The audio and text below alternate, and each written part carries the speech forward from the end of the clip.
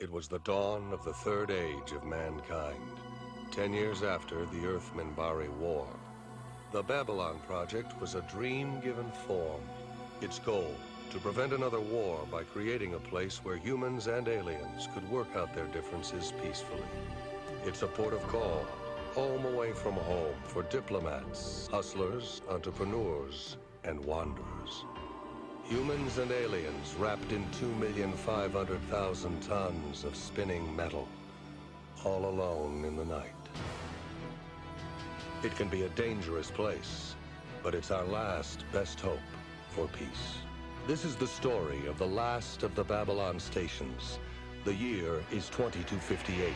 The name of the place is Babylon 5.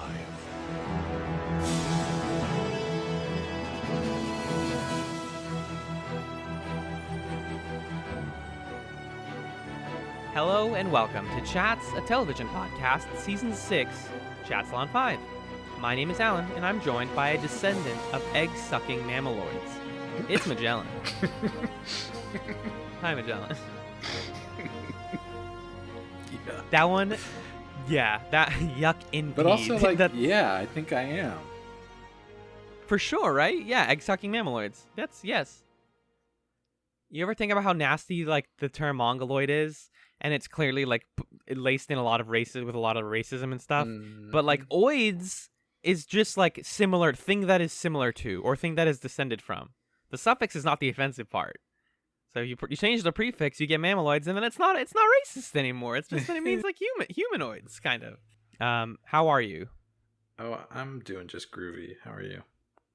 I think I'm good. This has actually been a really productive week for me. I've gotten a lot done, and I'm watching the shows that I like here and there, finding time to do the fun stuff. I feel like I have a very busy season coming up, so I'm trying to continue enjoying the fun stuff. Let me check my count. Oh my gosh. I think it's Yeezy season. Hello, Yeezy? Yeezy, come in, please come in. No, don't worry about the carpet. Your feet are fine. That's fine. I can't hear you through the doorway. Huh? Yeezy. This bit is going nowhere. Welcome to Chatzylon 5. This is a Babylon 5 podcast. We watch Babylon 5 2 episodes a week until we're done with it. And this week, we watched Season 1, Episode 9, Deathwalker, as well as Season 1, Episode 10, Believers. First, we're going to be discussing Deathwalker, which was written by Lawrence G. DiTillio, directed by Bruce Seth Green, airing April 20th, 94, and taking place in June of 2258. We don't really have a specific timeline for either of these episodes. They're just listed as taking place in June. Yeah, Yeezy season. Exactly, correct. Yeah, So, Magellan, what... In the doc real quick, so. Oh, yeah, fix that in the document, please. Yeezy Thank you. Season. He did write it, America. Will Alan ever stop calling the listener America? Find out next time on Dragon Ball Z. You never call them America. You're pretty good about that usually. I guess you did last week once. I think I did in the commentary also. Sometimes I goof. No, Sometimes but you're also pretty... you say America, but you're pretty good about and if this isn't available where you... I don't know. I think you're good, dude. I try. I think you're John, good. what happened in Deathwalker? Well, what happened? Natoth attacks an alien woman that has just arrived on the station, claiming that she is the Dilgar war criminal Jahdur, known as Sure, Jahdur. Yeah, sure. I can't say that many proper nouns in one clause. It's pronounced Jahdur. They pronounce it pretty simply. No. I know that I did it right. I'm sorry. There's just a lot of new words. Yeah, that I a lot had of to sounds. say. Anyway, claiming that she is the Dilgar war criminal Jahdur, known as Deathwalker. Talia? I have a student named Talia. That's why it's confusing. Talia is hired by Kosh to oversee some rather strange negotiations. Alan, what did you think of Deathwalker? Magellan. This is such a weird week for Babylon 5. We got one of the strangest nonsense episodes I've ever seen in the last, 5 weeks. And then I get, this fucking brilliant second episode. But this Deathwalker is so almost good. It's here's all this cool setup. Here's these cool characters. Here's like some lore and history and stuff you like. We forgot to put in the part where anything happens. Oops, we'll put it in later. And then you get to the end of the episode and nothing happens, and you're like, hey, Babylon 5, what were you trying to do here? Like, maybe this is a long game sort of episode where it's like, oh, we're gonna learn more about the Deathwalkers and their whole relationship to all the other races in the future, or something like that. But like, this episode in isolation is one that I would definitely, if I was binging this show, like just go like watch and then completely forget immediately. Yep, totally. What did you think about it? Same deal, man. When I was watching it, I was like, am I just not retaining anything because I'm watching it on my phone on the train? And then I watched the next one on my phone on the train, and I was completely hooked, and I remembered every single minute of it. Yeah. And it's like, oh, no. It's just some episodes are totally filler and not good. And this was one of those. It's so filler, but it's not even filler in like the anime way where it's like, oh, we got to see something funny or interesting. It's like, no, we didn't like go to the amusement park for the day. It's boring. I mean, it kind of even reiterates things about Soul Hunter, where it's like there are races of people who we don't understand that are weird and they do evil stuff, and this lady has an evil plan, and like the implications of that plan are really evil and bad, maybe. And then let's wash our hands of it, because if we really had to deal with, and maybe this is just because I'm jaded from watching too much television in my life, but like, you tell me this side character, this one-off character has introduced a serum that can make people immortal. Right. I know they're going to die, and I know that the serum is going to be lost. Like that, it's how it happens. You don't like get that and then go like, oh shit, like that. Now this is what the show. That does not happen. You don't write a show like that. So even the reveal of what she's working on and how it was made and the cost of it was just like, all right, great. Now how do we get rid of this? Where do we throw this out? Because it can't last. Yeah, exactly. That's an interesting point. Like, as soon as you learn that that's what is going on, it kind of releases tension rather than builds tension, because you know that it's just this random, exaggerated, pseudoscience magical nonsense thing that isn't actually going to happen in this world. Like, Babylon 5 is not going to become the show about how some people have immortality serum when we already have telepaths and diplomacy and all this other stuff to work with. Yeah, I'd say those are both right up there. It's same tier of thing, telepaths and diplomacy. Yeah. Yeah. It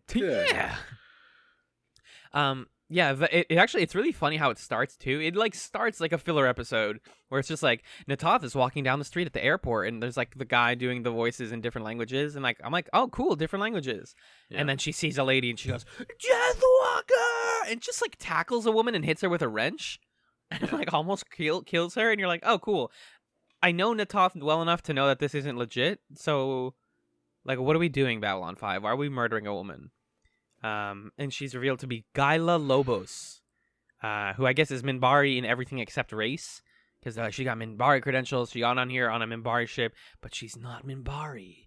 Where is she from? And then Natath is like, but Commander, and I guess this is Sinclair's job is to field requests from people. I think one of my favorite scenes is in the second episode when it's just him and the other guy, Garibaldi, just like sitting looking at papers of like people's requests from on the ship. Like, can I get a steak, please? Like, it's his job to field all these requests, but when people are just like, Commander, that lady's evil and you should kill her, it's like, what do you do? How is this your job, and what do you do in this situation? And he's just like, seems weird, but I have to prove it. And that's like the setup for every Babylon 5 plot is, hey, a bad thing happened. It feels pretty realistic to what that role would really be like, or just what it's like to be like a mayor or something. Yeah, kind of. He's the mayor of the smallest town. Yeah. It's like, sir, this guy's horrible, and this is like a criminal injustice that he's on the ship. All right, well, I guess I'll send a guy to take a look, and then like that's his whole job from all sides. Yeah. Yeah. And like that works so well in the second episode. Like, oh boy. Yeah. But in this one he's just like, all right, well, let's do the rounds.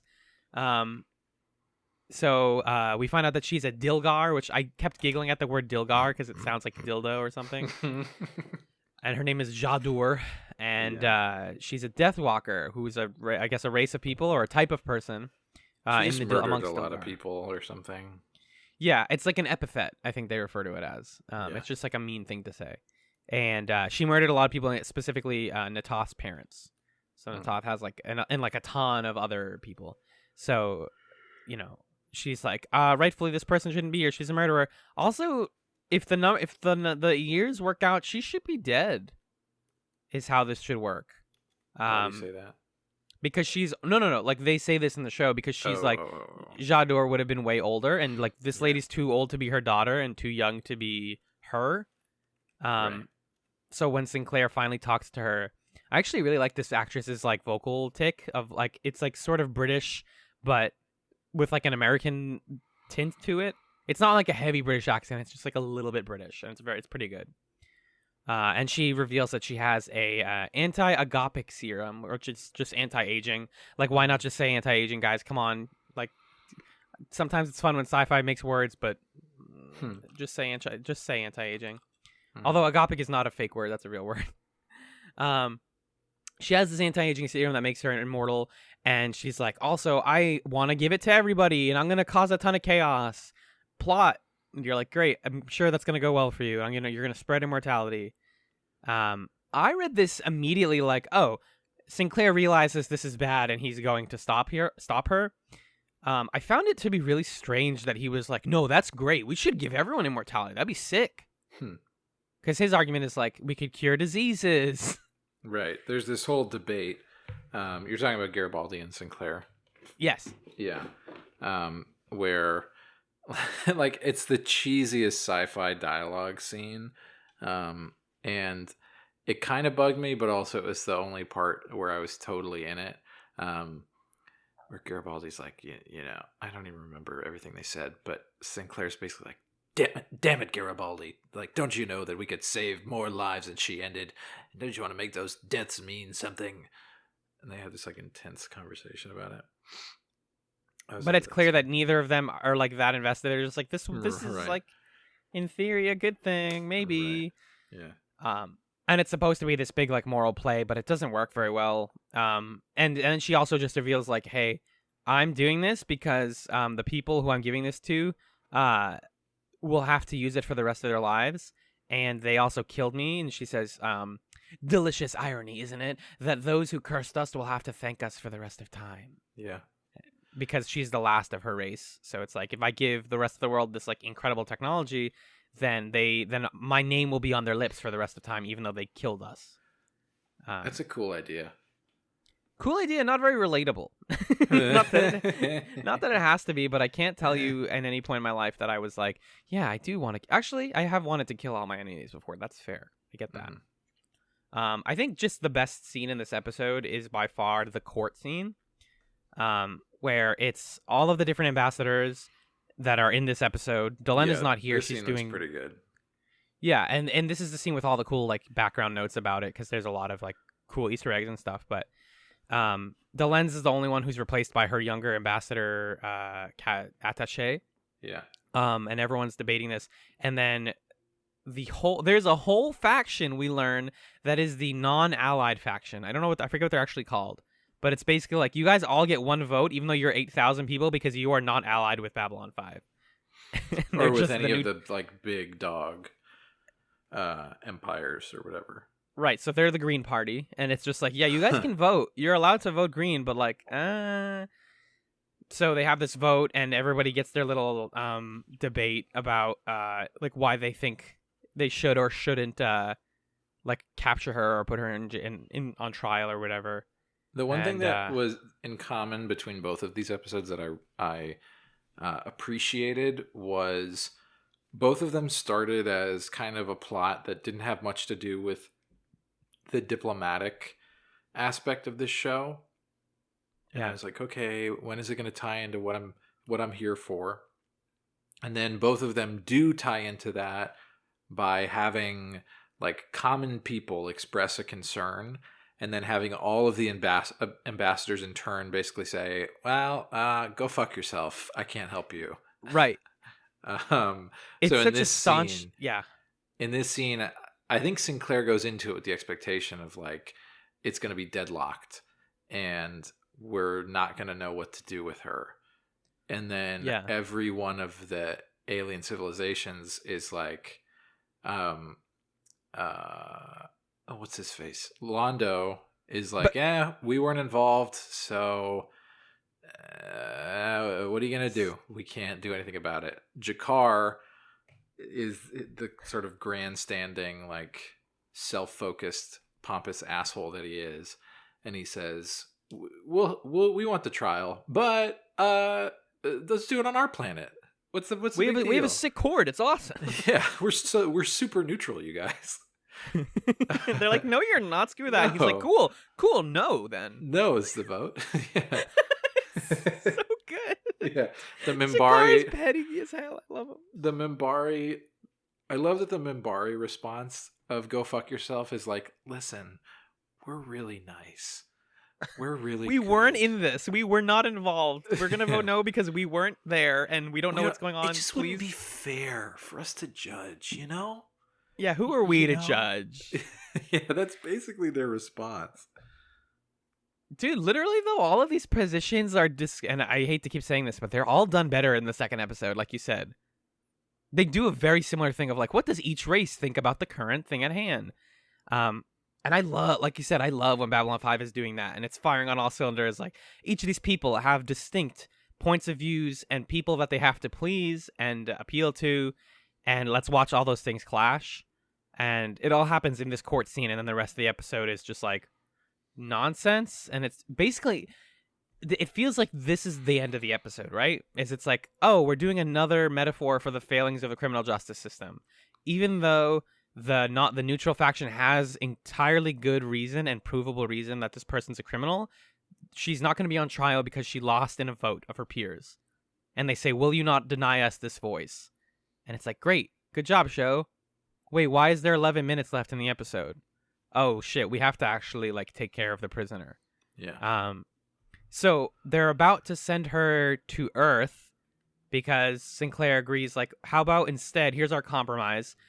We will have her go to Earth, and she will give the Earth Alliance her technology or help. They'll, work with her to get it.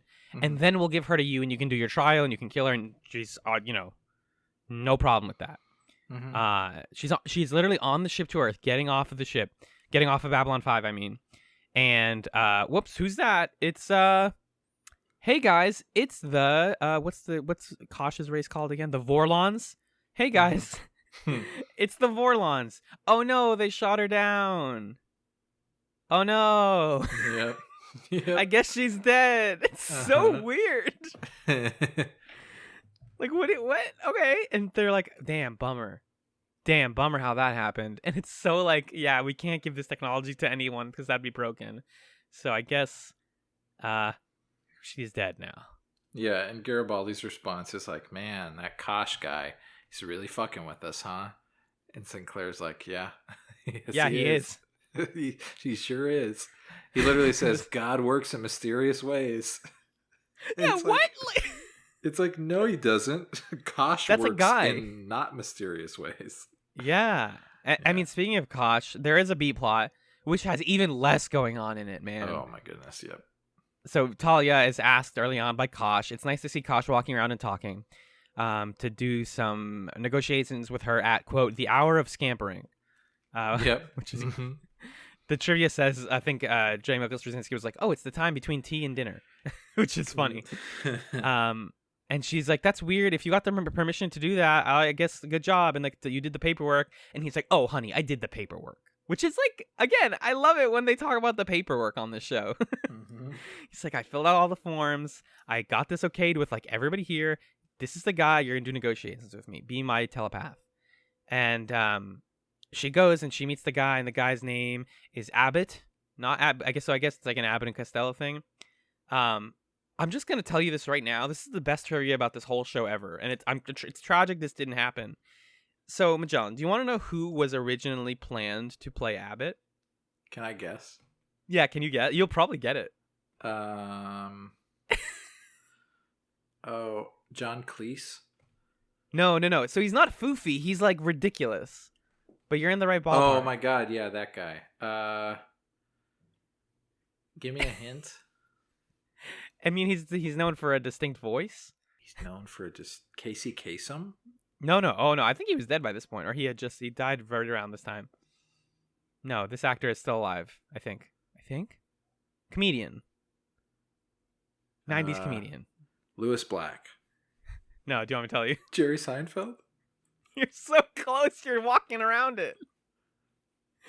Mitch Hedberg? No. Too serious. Fucking Gilbert Gottfried. Oh, goodness gracious.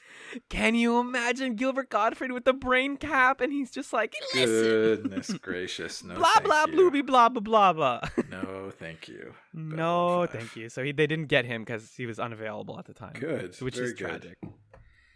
Good. This plot line drips out real slowly. Basically, they find out that this guy is a vicar, which is short for VCR, because the show came out in 1994. And so VCRs are a race of cyborgs who can record memories and ideas and thoughts and then play them back to other people, which is cool. But that's like, again, one of those like huge technology things that they better reckon with at some point in the show besides this, because this was nothing. Right. I like that Sinclair is like remembering VCRs like they were from his childhood. Yeah, like, damn, only 90s kids remember this. And he's like, yeah, vicars. So that guy's a vicar, and he's putting these really fucked up visions in Talia's head, and she keeps seeing them when she's doing the negotiations. But all she's hearing them talk about is like riddle nonsense. I didn't write any of this down, but it's all completely incomprehensible. It's just like, oh, what did you think of this drink on the planet of Zubadabadubu? And then Kosh is like, you know, the path to survival is to eat cheese backwards, and it's just complete nothing. And they're just doing that back and forth, and she's like, why did you call me here? Kosh, can you tell me what the point of this was? Nah, dude. No, I don't know. And then she asks the other guy, and she's like, can you tell me? And that guy has he can't speak normal sentences, so she gets nothing out of him. Eventually her visions get so bad that she sees like a full vision, and it was she's in a dark room on a ship somewhere, and she sees a man who we don't recognize. I thought this was Psycorp at the time, but I guess it's not. Because it's not her memory. That was the reveal, is that they're not showing her memory, they're showing somebody else's memory. I think. So she sees the guy, and then he tries to stab her with a bottle, and it breaks against the wall behind her, and she screams, and then that's the end of the vision. Did you make any of that? Did you make anything of any of this? Nope. I sort of tuned it out. Yeah, it's really funny that this episode ends up being oh gosh, you silly man. Because all they learn in this episode within like the show is like, wow, I guess Kosh was just bullying Talia then. I guess he's just like being annoying to her, and yeah, he's just messing with her and seeing what like scares her. But like what? Like why? What? I need more. I need Kosh. I need something out of Kosh. I'm sure there's something big there. There has to be. I think he's laying the groundwork for some kind of scheme. Yeah, right? Yeah. And it's cool, and we've been talking about this since The Gathering, but it's like, hey, here are all these people on the ship. They're not all cool. They're not all nice, and sometimes they just fuck with each other because it's fun. They're not all friends, yeah. They're not all friends, and it's the real world, space. Yep. And then, yeah, at the end, when the other plot ends, he goes like, you are not ready for immortality. And it's like, yeah, wait, what? Kosh, why'd you say that? I know we're not. Like, that's not like a wise thing of you to say. Yeah, humans aren't ready for immortality. We already knew that. So that's it. That's Deathwalker, man. Yeah, there you go. Do you have any stray notes on this boy? Nope. Do you? There were some lines I liked here and there. Kosh says, understanding is a three-edged sword, which in itself is a very like nonsense Kosh line. But I think J. Michael Straczynski, I'm gonna always have trouble pronouncing that. He actually like in those same quotes confirmed what that means. It's the three edges: your side, my side, and the truth in between. Understanding. So that kind of like if you just finish that quote, then it's kind of nice. But just saying it by itself is like, all right, you said nothing. Thanks. I really liked the delicious irony line. I liked Sinclair and Garibaldi getting to call the Babylon 5 assembly together, and like Sinclair gets a gavel. I think I always appreciate a good gavel, especially in space. Yeah. And then I just thought it was really strange how that guy took his brain cap off, and then there was like a data crystal that he gave to Kosh that had "we don't know" on it, ? No idea about any of that. And then I guess also it's framed like a twist, but the whole immortality thing is like, oh, but it's like 2 deaths per 1 life, so I'm actually evil. This was useless from the beginning. Thanks. Great work. Mm-hmm. Let's put this episode behind us though, and let's read some emails. Okay. Does that sound good? Cool. Yeah. Rockin'. We got 4 emails this week. Thank you. You want so to trade much. reading them back and forth? I do. Okay. Ow. So I'm gonna read this first one from Ryan. Okay. Open up the email account. Or Graystar rather. Ryan, what's up? You know, jokes just for us, just for us. Ryan says, "Hey chats." Oh, I like that word chats. That's the being that we are now. That's good. He says, big fan of Babylon 5 from way back, and I decided to give your show a listen when I saw you would take a look at the show. So there you go, Magellan. When we watch shows that people care about, they get into our podcast. Okay, fine. I believe you. Fine, we'll watch Friends. I'm really digging your analysis so far. You guys have great insights. I love how much you seem to enjoy exploring the details, the character moments, and the universe building of the show. It's refreshing that even in a not-so-great episode, you're able to find moments that are meaningful and interesting to digest. You have gained a new fan. Thank you for giving the show a chance. I hope you end up loving it as much as I do and stick with it. Can't wait to hear your reactions to future things as the show progresses, and I sincerely hope you're able to avoid many spoilers. It's worth it. Your new fan, Graystar. Thanks, Graystar. Thank you. Yeah, we try. It's always been our thing since day one. It's like, we're going to try to like this. We want to like the show. Even when the show is bad, we're going to try to find something to talk about. Even in, like, hey, the episode we just talked about. That's a perfect example. Not every show is good all the time, and sometimes it's not. Do you want to read the second one, mister? Sure. This next email comes to us from Jonathan, who writes, Hi. Hi. I just found your show as I was looking for a good Babylon 5 rewatch podcast. By the way, this is important. The subject line of this email is, Babylon 5 CGI is pretty bad, but it wasn't quite as bad at the time. Here's why. Anyway, Jonathan says, yep. Jonathan says, Hi, I just found your show as I was looking for a good Babylon 5 rewatch podcast. Really enjoying your take on things. I like to provide a bit of background on the CGI. So a lot of the reason the CGI looks terrible is because it was 1994 and the budget wasn't great.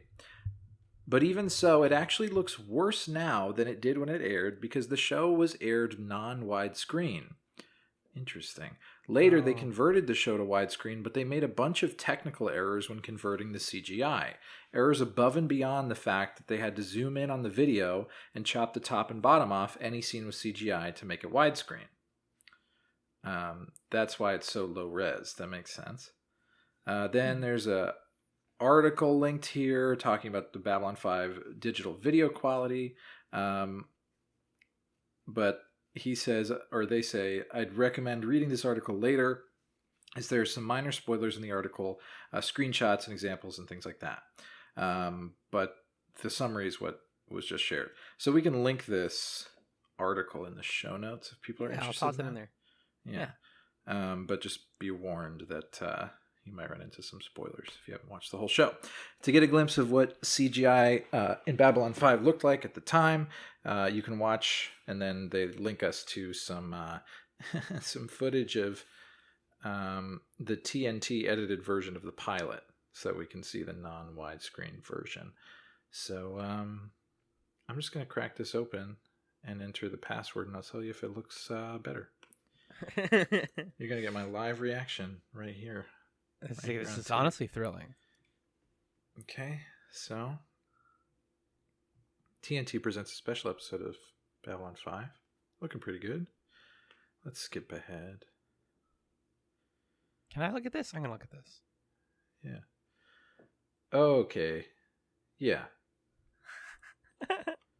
Okay. Yeah.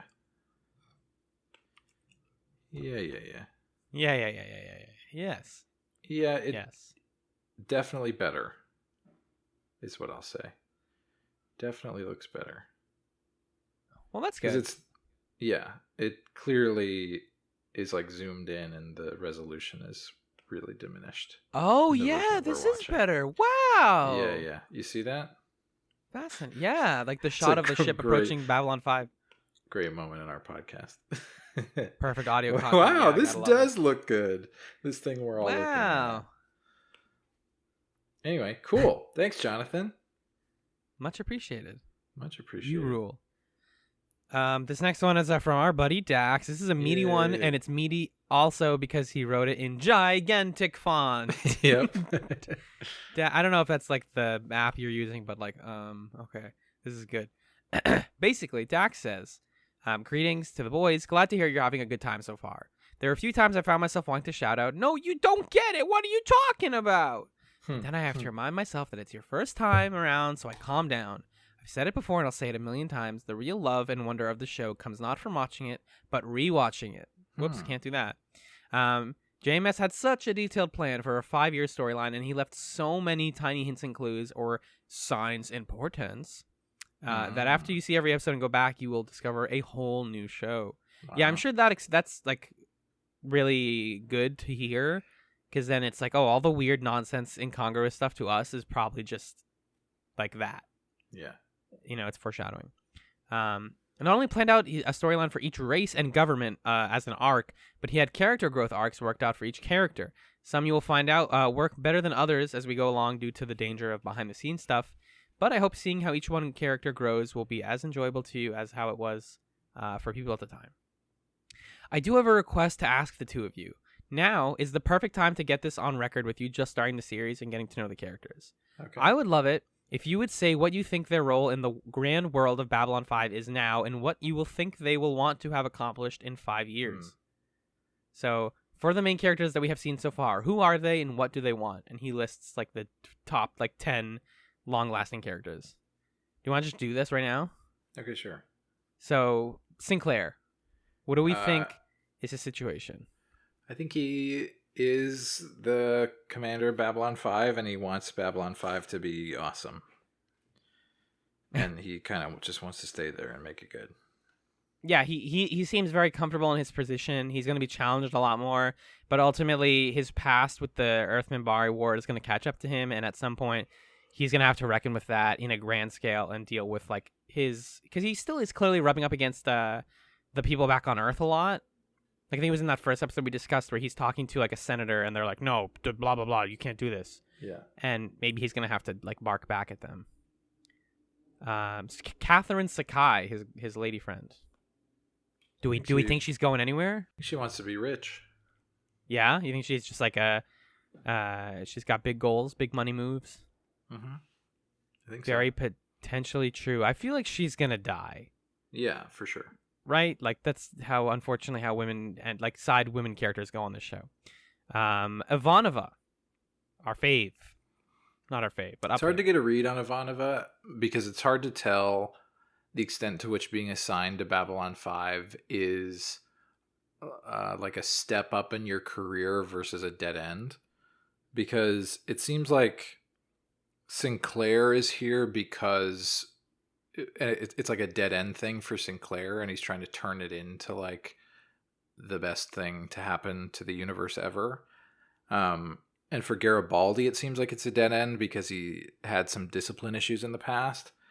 But Ivanova seems pretty by the book and doesn't seem like she's fucked up or like she's detouring from anything. So I guess she just wants to be like an admiral someday. Or something like that. Yeah, if anything, the second episode suggests that she's pretty ambitious, so maybe she wants to work somewhere higher up. Yeah. I think her conflict with Garibaldi is going to come to a head also. Like, they're going to have to either, again, talk it out or fight it out. And then that relationship is going to be challenged. Because I think right now, it's that and it's her relationship with Talia and the Psycorp that are sort of the most interesting long-term things with her. Mm-hmm. So maybe she, like, yeah, because we're going to see... The Star Trek guy back, Walter Koenig, is going to be back, so maybe they have like a big fight. Mm-hmm. It's cool though that I don't think of her. She's like one of the characters who I don't at all think of her as someone like relationships are what are important to her. Like, no, I don't think her relationship romantically to anyone is important at all. If anything, it's like maybe her thing with Talia will go somewhere. If not, then she's going to continue to be badass, and that's it. Mm-hmm. Garibaldi. President. I don't know. President? I thought you said present for a second. Yeah, he's there. Yeah, Garibaldi. There's a very minor funny thing about Garibaldi that I had spoiled for me, but I can't. I super shouldn't say it. So, but I was just like, oh, Did yeah, he become an ambassador or something? No. It's nothing like that. All right. Talia, I will just say we don't have enough right now. But yeah, I don't think we've seen enough of her to know. Yeah, Psycorp drama, absolutely, right? Like maybe we'll meet her parents or something, and it'll be like spicy. Dr. Franklin, hopefully captain of the ship. We've been told what he wants, which is to be like a famous, a renowned doctor who's remembered for doing something amazing. Exactly. And right now he's just a guy who's good at his job. Maybe we'll learn some more dark stuff about him in the future, but we don't. Yeah. Right now he's like very squeaky clean, and I love him. Yeah. Delenn, big question mark here for me.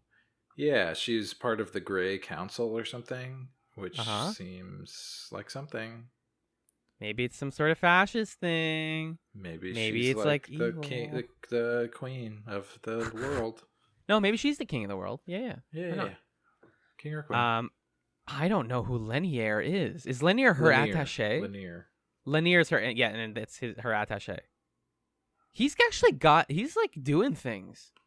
Yeah, I don't know. He's probably gonna die too. Right? Like in a quick way. Yeah. That actor is good though. I like that actor. Oh my god. He's bringing a lot to not a big episode. What happened? I just looked him up, and the guy who played him is named Bill Mummy. Mummy. But for a second I read it as Bill Murray. Bill Mummy. Oh shit. You're like It's like whoa. Back up. Great. What are we learning? It's a secret role of his. Londo Mollari, again, King of Space alongside Delenn. Mm-hmm. I think he just wants to not be an ambassador anymore, but he doesn't know how to quit. Yeah. Mm-hmm. He's trapped. He's got to get out. He's got like a long arc, I can tell. He's got I'm talking 5 seasons and a movie of Londo. And because clearly the show likes him. Some sort of treason or something. Oh, fuck yeah. A war. Yeah. Let's get into some wars. Veer Cotto, speaking of people with long arcs. Veer's going to get promoted to replace Londo and totally mess it up real bad. And do terrible things, but then he'll do heroic. I'm guessing heroic sacrifice. You think so? Shit. Yeah, I do. I could dig that. Yeah, Emperor of the Centauri Republic, Veer Cotto. God, fuck. Please, Jakar. It seems like Jakar is trying to use this position to angle for more power. Yeah. It's unclear if he wants that power back in the Narn homeworld or if he wants to be in charge of Babylon 5 or something. But whereas Londo kind of despairs of his position, I think Jakar kind of revels in it and loves it. So, yeah. Jakar clearly wants to save the Narn people and improve their position in the world. He's not trying to get away from that. He's just I love the Narn. I think they're awesome. Yeah. So I don't want to see bad things happen to Jakar. That's my please don't hurt my friend. He seems good. I like him a lot. And then Natoth, who is his attaché. I don't know. This episode just suggested to me that oh shit, she's got stuff going on. I like her, but I just don't. I have no read. I have no read on where she's going. Mm-hmm. Maybe she gets more successful on the Narn planet, or something. Maybe I don't know. Yeah, maybe she leaves the ship in a sad way or something. But I don't think she's long-term character. No. Because some of these are just Jakar and Londo are going to survive the whole show, and then at some point they're going to have that meeting. They're going to have the meeting. Right, where they kill each other or whatever. Yeah, or something. So yeah, that's what we got. Sorry if that's not we don't have big plans, but it's hard to predict when we're only this many episodes into the show, so we're trying to Yeah, we'll check back in on that at the end of the season and see where we are. Yeah. he was saying that he really enjoys this aspect of Babylon 5 podcasts where people either have watched it before or some of them have and some of them haven't. So it's interesting to hear newbies giving descriptions of stuff. And then he just really briefly followed up on some stuff we talked about, like how you were asking about how in the beginning it says the dawn of the third age of mankind. Mm-hmm. And you asked what the first two ages were, and he said the answer to that is a spoiler. Oh, so okay. Just to confirm, you will learn that. Cool. But you don't look into it. I guess we talked about Talia's feelings about the Psycorp, and it's been revealed by now that, she was raised by them. She likes them. It seems like, but because it's all she's ever known, but like, who knows if she actually has positive feelings for them. It's sort of like, well, you lived with your parents your whole life. Maybe, do you like your parents? I guess, because they're my parents, but, And then he talks a lot about all the alt characters, like the people that were replaced later, or that are like same role, different actor. And he kind of goes into depth on that. Like same archetype, different character, basically. Yes, but we can think of them as like doing the same thing. Exactly, like they're basically subs for each other. And then he says, "You commented on how the show seems to have a lot of X's, like X's showing up on the ship." He says it is a station way out of space, and it's not like we can have these characters leaving, so they have to have people come to them. I was briefly considering having a segment called "How I Met Your Other," listing all of these occurrences. But like the old man says when asked how many candles to put on his birthday cake, there ain't enough room for that much flame. So you're going to have to get used to it, which is fair. And he says, next week is the return of segments and a lot of trivia so that you guys don't have to spoil yourself. And he says, take care. I look forward to hearing your thoughts on B5 and watch out for industrial goo, which I now get. I get the reference. That makes me feel good. Yay. Thanks. Our final email comes from Dan, and it says, it's about War Prayer and Sky Full of Stars, which we covered last week, right? Mm-hmm. Yeah. Okay. Dan says, it feels worth noting that Londo doesn't have 3 ex-wives. He has 3 current wives. The Centauri have that sort of thing. And what's interesting is that he refers to them as pestilence, famine, and death. Those are 3 of the 4 horsemen from the Book of Revelation, with the 4th horseman being war. So he's war. Maybe he's married to the job, and the job is war. Ah. It's good. I like that a lot. Sounded pretty deep for a second there, huh? Yeah, well, almost. Yeah. Ivanova secretly growing coffee is a carryover from the Laurel Takashima character, which Dax was just saying we should think of as an alt character for Ivanova. That's who Ivanova's replacing. Garibaldi wasn't giving her a hard time about it as much as he was using it as leverage to get her to do the job that he didn't want to do. The VR tech used to interrogate Sinclair always bothered me a bit, says Dan. It's another of those things that border on magic, and it also looked a bit silly. Using a telepath seems like a better way to go. Yep, good point. Good point. For sure. Very good point. Great point. These guys have shown that they don't care about regulations, so I'd have to think that they could get an unscrupulous telepath to go tinkering in Sinclair's mind, especially considering that he's already ruffled the feathers of Psycor. The VR tech is what ultimately caused their plan to fail, because it required the power source that got tracked to them. If you're digging what's happening with Franklin's character, I'm already looking forward to what you'll have to say about Believers. Speaking of which... Could you ask for a better seg? Here we go.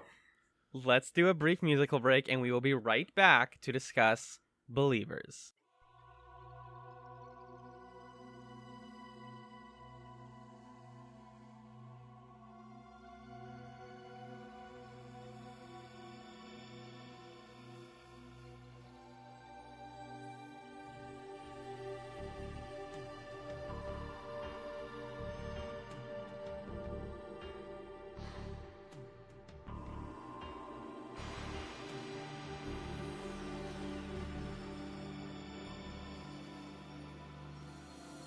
Welcome back to Chatzylon 5.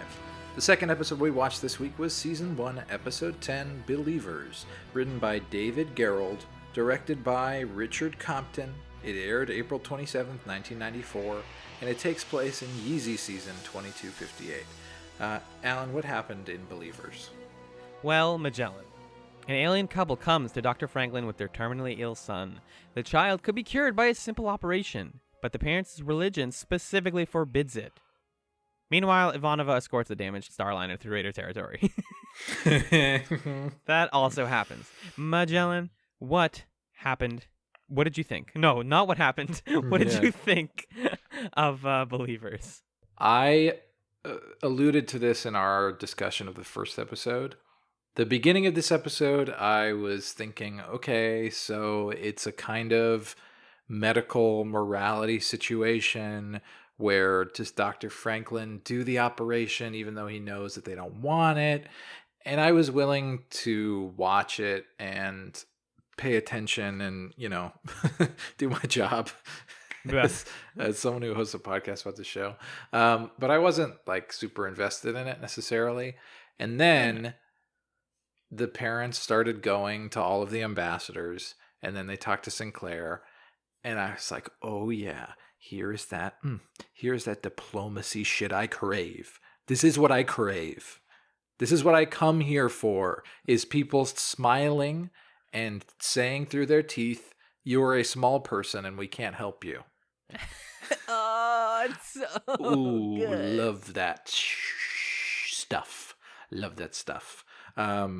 So it was in that moment that this episode became top tier, baby. Dude, and like instantly. Like I have so many notes about this episode being good, and it's like first scene, cold open.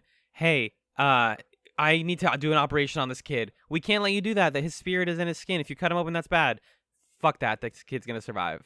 Credits. Like, damn, we're in. Dr. Franklin, best. I love this. Faith versus science. Give me that. I'm watching House MD, except it's 1994, so I'm watching Dr. Quinn, Medicine Woman, and it's sick.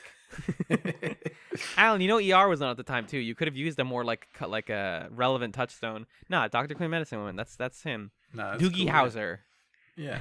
Doogie Howser was really digging into these big questions of faith and science. Exactly. Frasier. It was my favorite doctor. He was a doctor, right? Yeah, I think so. A radio doctor. The best kind of doctor. It's just so thematically rich, and everybody's saying what they mean, and they're talking, and they're coming to agreements and making hard decisions with no easy answer. Like, it's just, and it's easy. Like, this is not a hard episode to write. It's a hard thing for the characters to figure out. But, like, yeah, we wrote an episode that's faith versus, like, science. And we have a character who's a scientist. We did it. We wrote a good episode. High fives to all around. It's not a challenging kind of episode. You've seen it. We literally have seen this plot in episodes of every medical drama. But it's in everything for a reason. It's really fun to watch people talk about, like, well, is it their discretion? What if we ask the kid, what does he think? He clearly wants to live, but he understands that the culture of his society says that he's going to be functionally dead and his spirit won't exist if he gets cut open. Yeah. And, like, is it in my right as a doctor to force the patient to do something they don't want to do? Do they have a right to die? Do they have a right to live? We're getting to, like, so much stuff that's very relevant to our times and to the time of the show. And it's all being filtered through Dr. Franklin, the best character, and his assistant, who I guess we never had heard about before, but I love her too. Yeah, she's great. Dr. Hernandez. Mm-hmm. Although the scene early on where he just shouts at her is really funny because it's so weird because you forget that medical professionalism and the Socratic Oath and all that exists in space, and then the Hippocratic Oath and. Thank you. The Socratic Oath is just you ask your patient a lot of questions to try to get them to figure out what's wrong with them. The Hippocratic myth of the cave. No, and she's like, hey, your religion's stupid and you're going to let your kid die for stupid reasons. Anyways, bye. And then Franklin's like, you can't do that. That's illegal. You cannot tell them their religion is bad. The point of being a doctor is to work with the patient and the patient's parents to come to an agreement. We have to do it like that. That's the way this works. Fast forward 5 minutes, and he's like, your religion is bad. Yeah, and they get this goofy background plot about if the kid lives, then Hernandez is going to buy Franklin a steak dinner, and if he dies, then vice versa, which is dark, but also very accurate to real life from what I've heard about doctors. Yeah. That they'll take bets on whether patients live or die. Mm-hmm. That's just real life. And it's not necessarily a bad thing. It's not like a criticism of doctors. It's like, yeah, sometimes when you deal with this on a daily basis, you kind of have to like find some levity in it. Find a way to cope, yeah. Right. Yeah. The thing that is really so electric about this episode to me is so I do improv, and that gets me to think pretty critically about like how scenes are constructed and how stories are constructed on stage or on screen or something like that. And lately what I've been trying to push myself to think more about when I'm in a scene, and really what I think is like the unifying principle of making things work good, is that every character has some sort of philosophy on the topic or the situation at hand. And you can have all sorts of nice set dressing and action and emotion and whatever. But at the end of the day, stories are just like competing or slightly differing philosophies on situations. And if you watch characters follow their deeply held beliefs to their logical ends, you will see those beliefs clash with each other and create drama. And that is what is truly engaging about television or about film or about plays or about whatever. So this episode is so exciting because it just takes Franklin at his essence. What is his most essential philosophy? His most essential philosophy is, it is my job to save people's lives.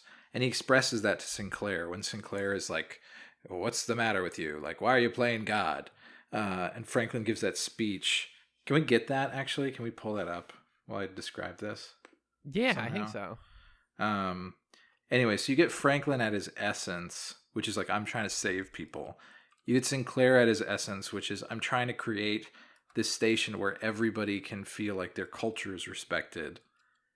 And this is just the situation where those two philosophies, which usually are harmonious with each other, come head to head. Right. Okay, so this is the exchange. This is the exchange between Franklin and Sinclair. So Sinclair goes, who asked you to play God? And then Franklin goes, every patient who comes in that door. People want doctors to be gods. They want us to make it better. They come to me when their prayers aren't enough. If I take the responsibility, I claim the authority too. I did good, and we both know it, and no one is going to take that away. And then the phone rings. Hey, so get on down here. These parents are being wacky. I love Dr. Franklin. He's my dad. Yeah, he's great. I mean, he's basically just doing like the Malice speech in different words. Yeah. But it's still pretty good. And it's not in like a malicious way. Like, he's saying good things. Isn't the Malice thing like the guy's like not cool? Yeah, he's an asshole. Yeah. Yeah. Franklin is like, I'm ambitious. Yes, totally. It's like, I'm ambitious and I know I'm the fucking best, and you're just gonna work around that. It's my world, you're living in it, kind of thing. I really, really like it. It's all that though, and it's his back and forth with the parents, who I think are pretty well played, considering that they're playing. Like, it's always worth remembering that even though this show is on like a regular network television channel, its audience is primarily going to be sci-fi nerds who are also often, not always, pretty liberal. Mm-hmm. And pretty like science over religion facing. That's just like the nature of sci-fi fandoms. Again, like not 100%, but like a large percent. Sure. So the audience more often than not is going to be saying, no, these parents are wrong. Obviously, we need to understand. We know they're wrong. But the show is like, no. It's not whether they're right or wrong. It's whether or not they get to choose. And why don't we get to let them choose? Yep. It's very similar to the argument of the previous episode, but handled much better, like I was saying. Mm-hmm. Where it's like, yeah, we know that this thing is true. In our culture, it works like this. We know you can help him, but if it requires cutting him open, then it's not worth doing. Because according to our religion, cutting him open means taking his spirit out, and that would mean that he's not our son anymore. That's what that means. You don't get to supersede our entire faith. And he's like, no, it's wrong. And the beautiful realization is, I think this is finally like the first crack in Franklin's armor is, he's not perfect in this episode. He's not perfectly right, because when they're getting ready to actually do the operation, he prays to God. And then I think it's his Hernandez who's like, how come you get to have religion, you get to have a faith that tells you that you have to do right, and you have a morality compass, but theirs is wrong. What makes them wrong? And he's like, because I have he basically is like, because I'm the one who makes the final decision, Yeah. Great line also from the parents. There are more important things in life than the next breath, which is something my knee-jerk reaction want to disagree with, but it's like, no, I get it. Yeah. Sometimes there's a broader spectrum to things, and that's the nature of religion.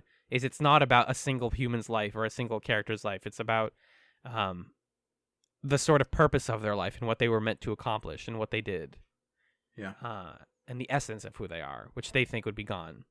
So basically he says, I'm going to do it.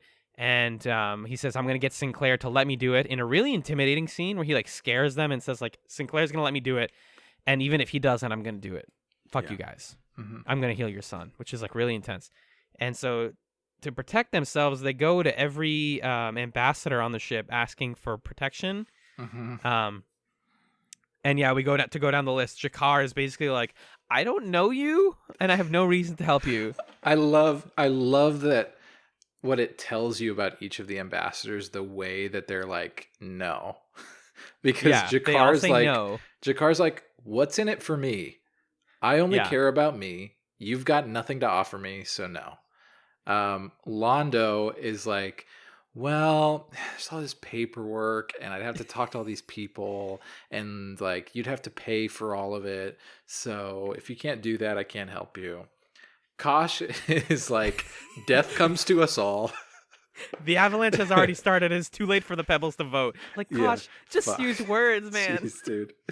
And then Delenn, again, the Minbari response is like, we're really nice. And so Delenn's like, it's just everybody cares so much about this. And it's just not right for us, to get involved. And it's funny that hers also relates back to faith, too, because she's like, hey, our faith says that we can't help your faith. Yeah, it's actually against my religion to help your religion, so... Sorry. Yeah, it's fantastic. That's so good. That whole scene, that whole montage of them going to everyone, it's just very good stuff. Yeah. And speaking of the whole validity of faith thing, Dr. Franklin early on, when this starts to go bad, gives the kid, whose name by the way is just Sean, which I thought was so funny. It's SHON. Every time they said Sean, I thought they were talking to somebody else. I kept forgetting that was the kid's name. Yeah, because Sinclair and Garibaldi call each other by their first names. Yeah. But everyone else. But this is the first time we got Jeff someone who's and hey, Mike. Sean.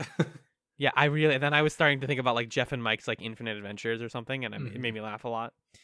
But this kid's name is Sean, and he gives Sean this egg, which is also funny because their culture has something about worshiping an egg, I guess, or they all came from an egg.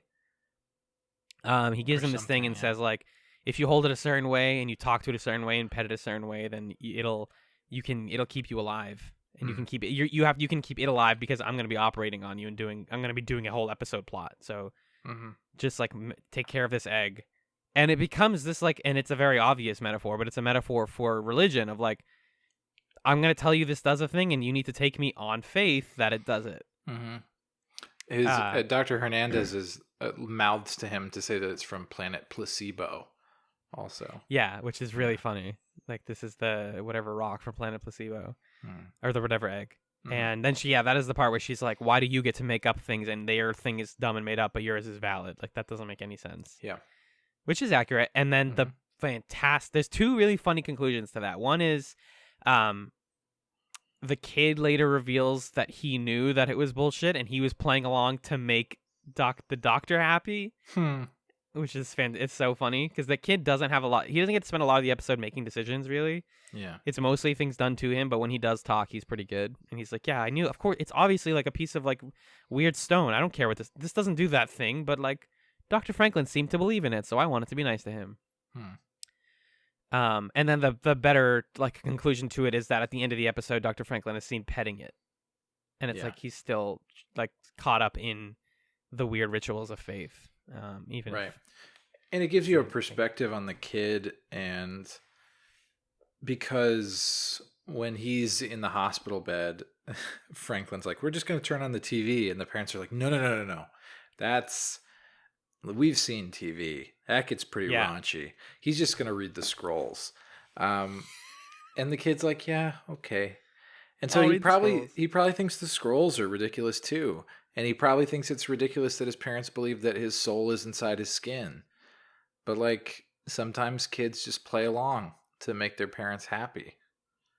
Damn, don't I know it? Yeah. That was a very 90s joke, by the way. Of them being like, we have 1,000 channels, so you can watch whatever you want, and it's like 1,000 channels but nothing to watch is the ultimate 1990s joke. Yeah, you heard of this thing called TiVo? It's crazy. Yeah, it's ridiculous. You can just like record TV. Yeah. So ultimately, Sinclair protects them and says like, you can't do this. Big move on Sinclair's part. Did not expect that. Yeah, and neither did Franklin. Which is cool. I mean, it's an awesome moment from Sinclair because none of the ambassadors are going to help.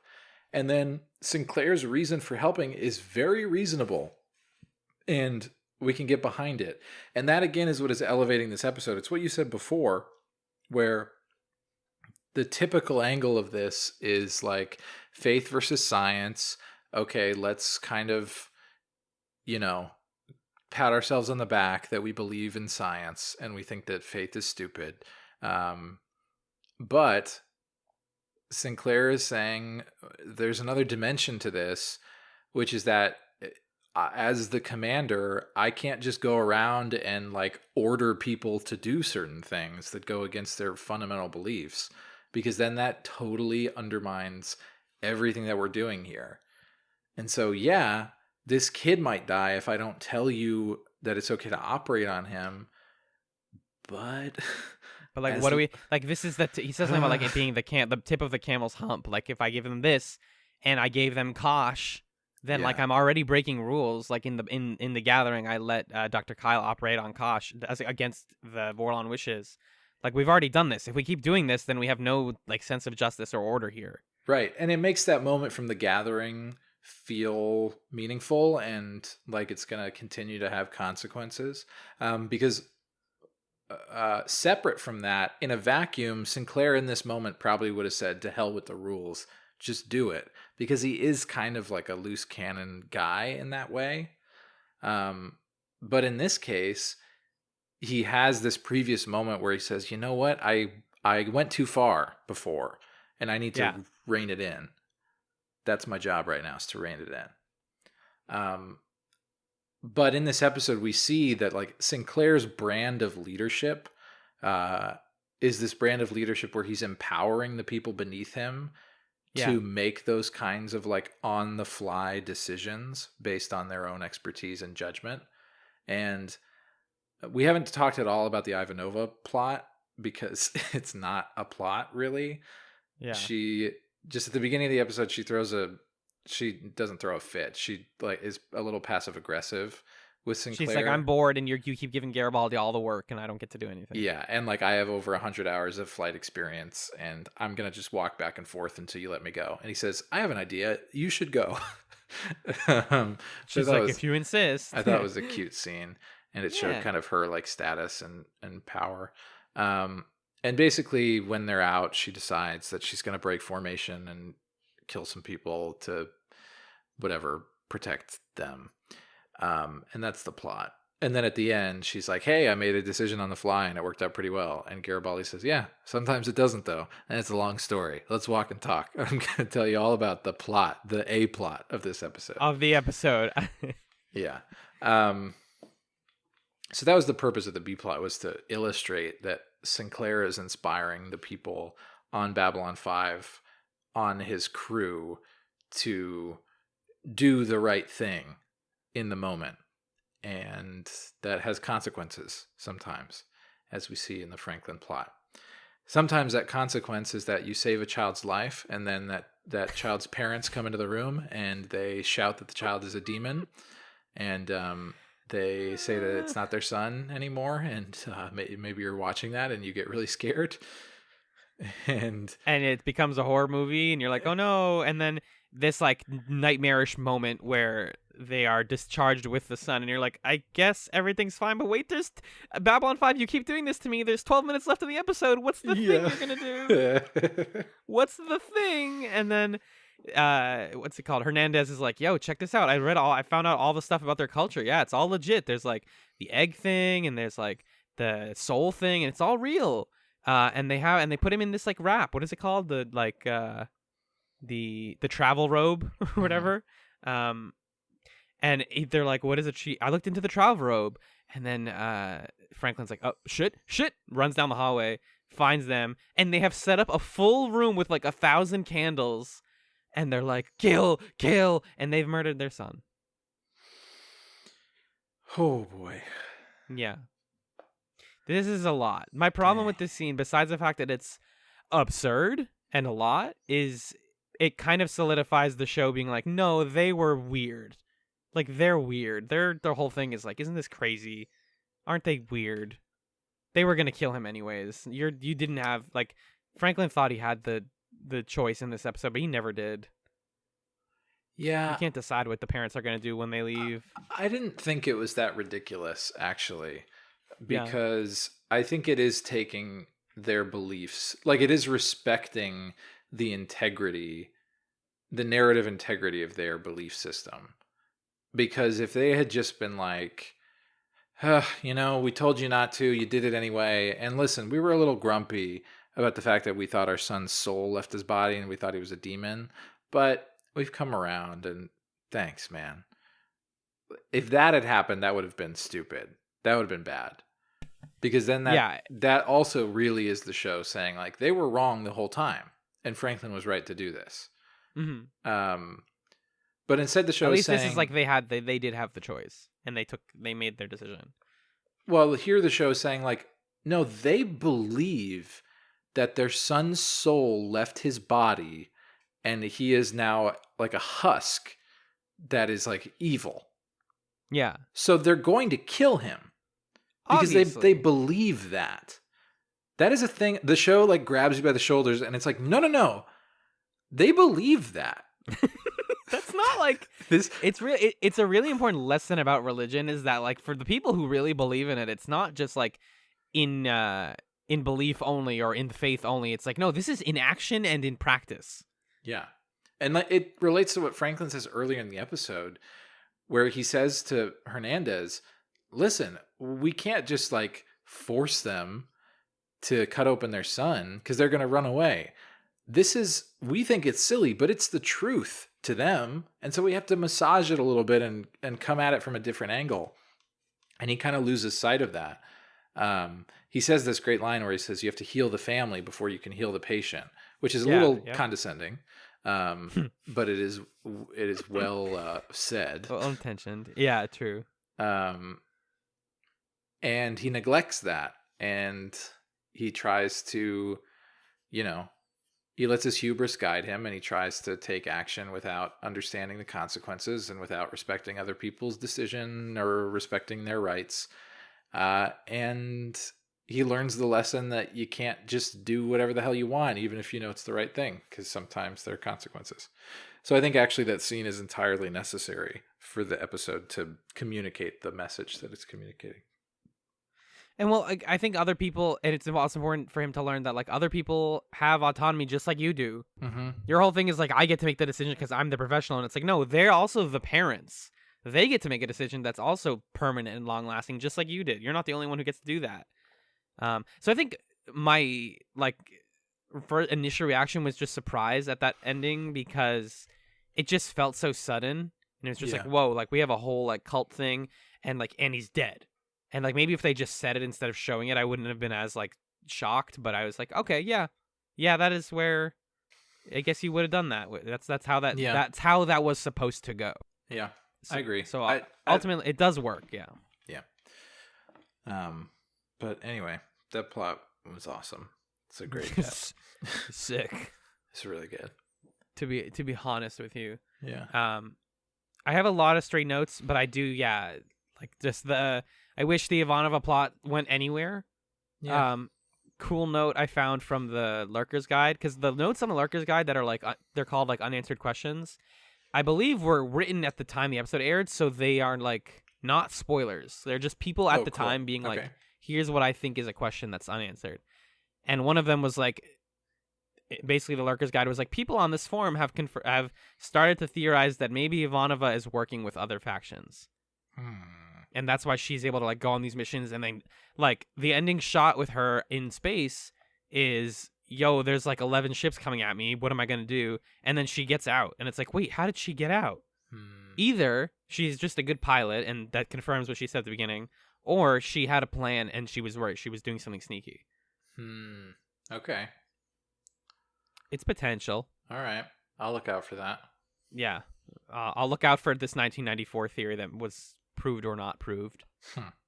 So there's that. And then did you have any other stray notes on this one? Nope. Okay.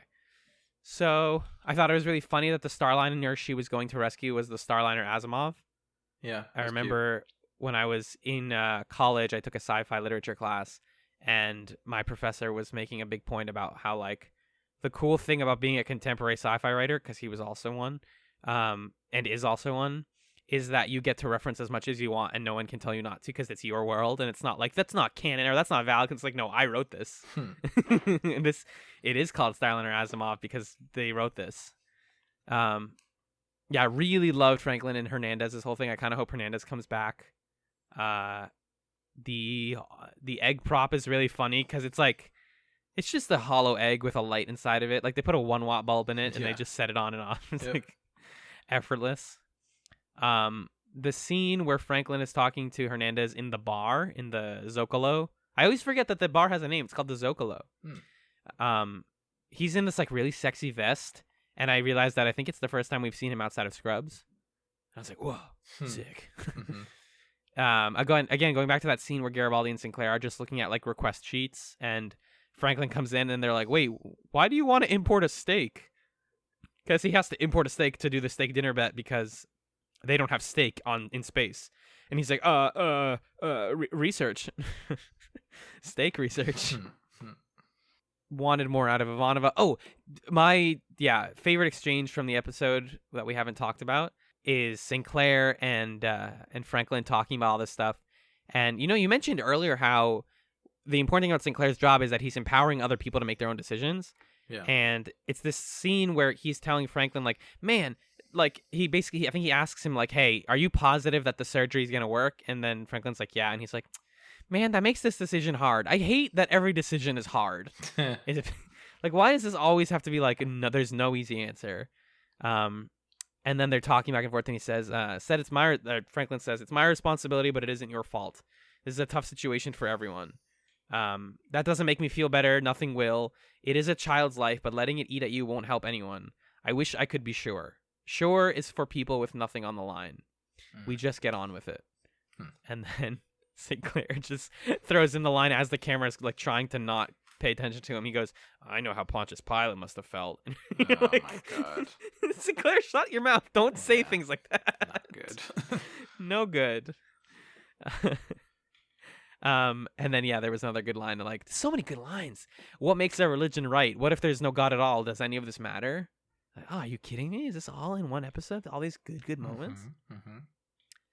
And finally, when they're talking about their final decision, Sinclair and Franklin are like, oh, like, it's human of you to make mistakes. It's human of us to like be ambitious and all this stuff. And then Franklin says, what makes us human is that we have so many ways to hurt. Good. Extremely good. Yeah. So that's what we got for this episode. A great one. Yeah. But John, tell me what we are watching next week on Chatzylon 5. Alan, I will tell you. Well, thank you.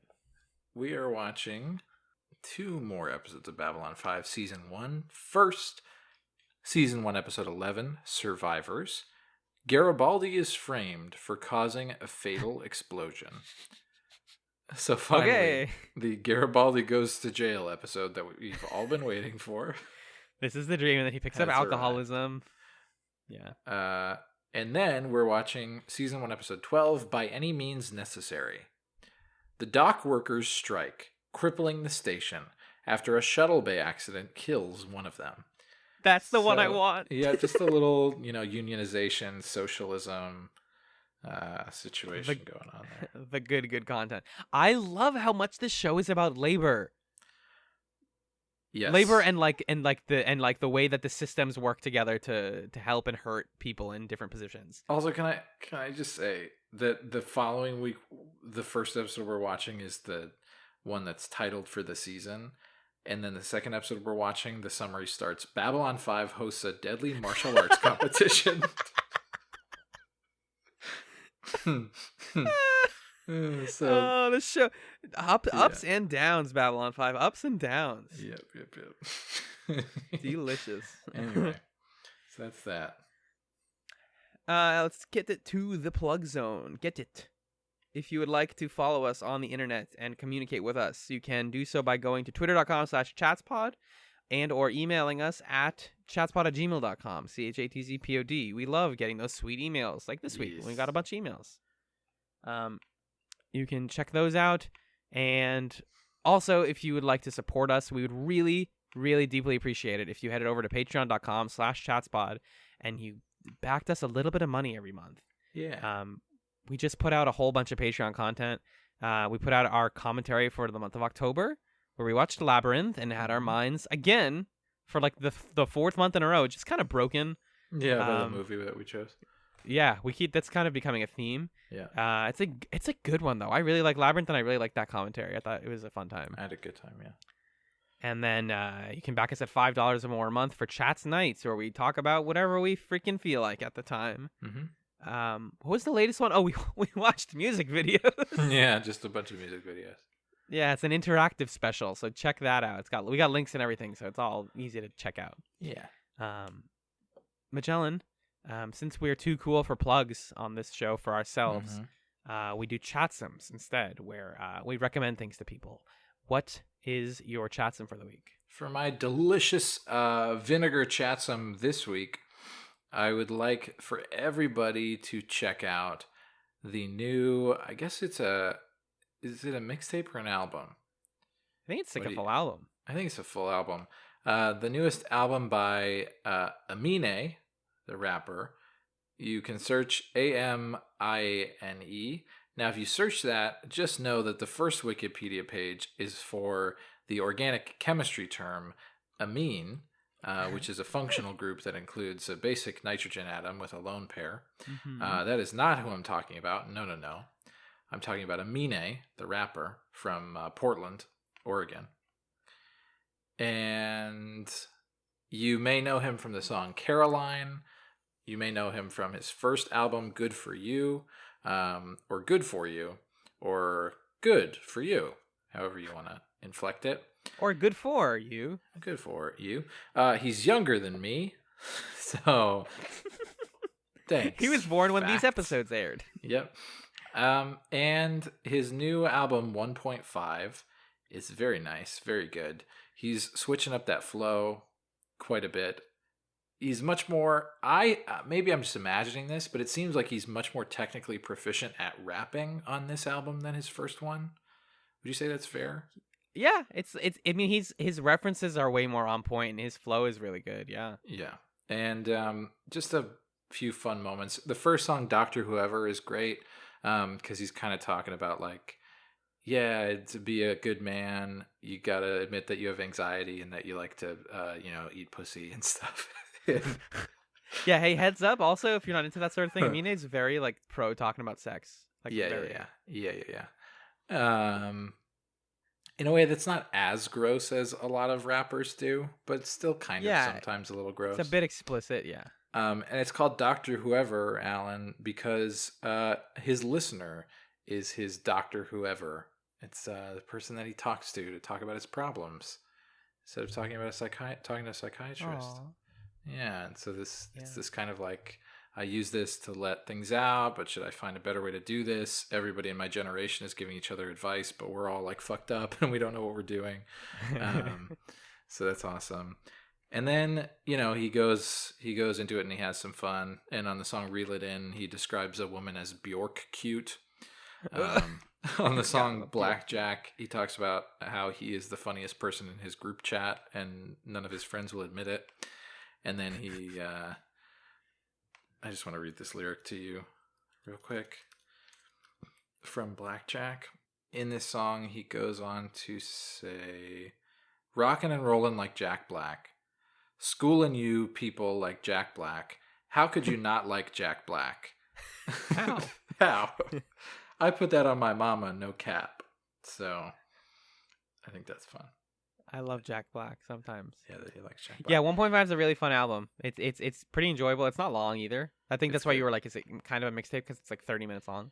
Yeah. But if you're gonna listen to one song, I think Dr. Whoever is my favorite. Reel It In is like the famous song though, so you can kind of double up on those. It's the one that's sort of hype and lit and stuff. But Dr. Hype and lit and good. stuff, exactly. Cool. People should definitely check that out. Yeah. What about you, man? Well, boyo, my flipping it up this week. My Chatzylon is another podcast. I have been listening so much lately to this pretty new podcast called The Shrieking Shack, which is a podcast hosted by two people, again, of our age. I like that we're getting into just the art of our generation. Yeah. And recommending it because we're not just lazy. We do put out things sometimes.